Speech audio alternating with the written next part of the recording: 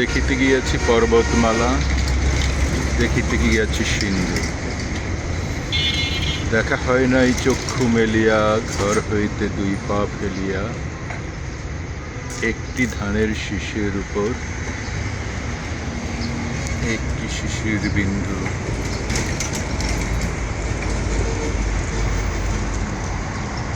ইটকাঠের এই নগর জীবনে প্রচণ্ড বৈরী পরিবেশে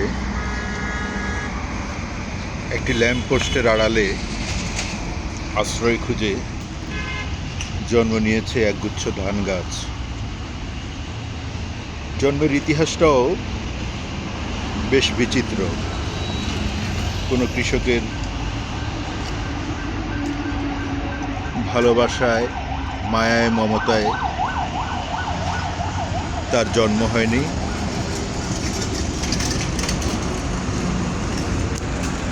এই যে এই রাস্তাটি দেখছেন, এই যে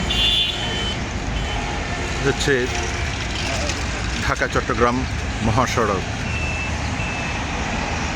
তার পাশে এই রাস্তাটি। এখানে প্রতি কোরবানির ঈদে বিশাল বড় গরুর হাট বসে। দেশের বিভিন্ন প্রান্ত থেকে গরুর ব্যাপারীরা এখানে গরু নিয়ে আসেন। সেই গরুর খাদ্যের জন্য যে খড় বিচালিগুলো নিয়ে আসেন, সেখানেই একটি দুটি ধান কোনো মতে আষ্টে পৃষ্ঠে বেঁধে থাকে। সেগুলোই যখন গরুকে খেতে দেয়া হয়, কোনো মতে সেগুলো সেখান থেকে পড়ে গিয়ে মাটিতে পড়ে গাছের জন্ম হয়। অনাদরে, অবহেলায় গাছটি জন্ম হয়েছে। এই পাশে আরও কিছু ধানের শীষ বের হচ্ছে।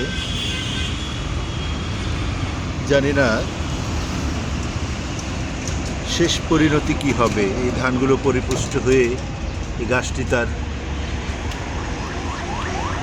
বীজগুলোকে আবার মাটিতে ফেলতে পারবে কিনা, না কোনো দুষ্ট মানুষের হাতে